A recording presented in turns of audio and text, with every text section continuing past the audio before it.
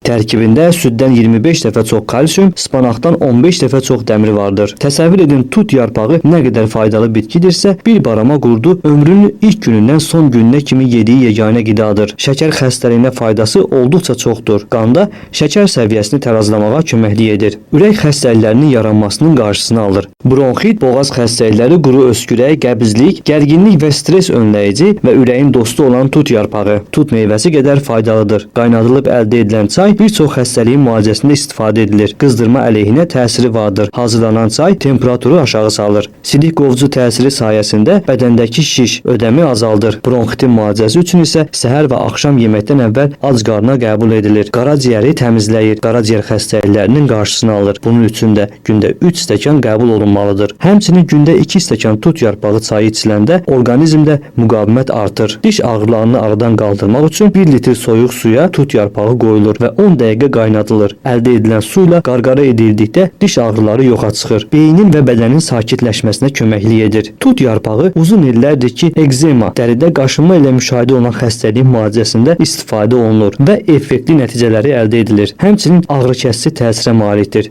Tərkibindəki antioksidantlar dərinin qocalma prosesini ləngidir.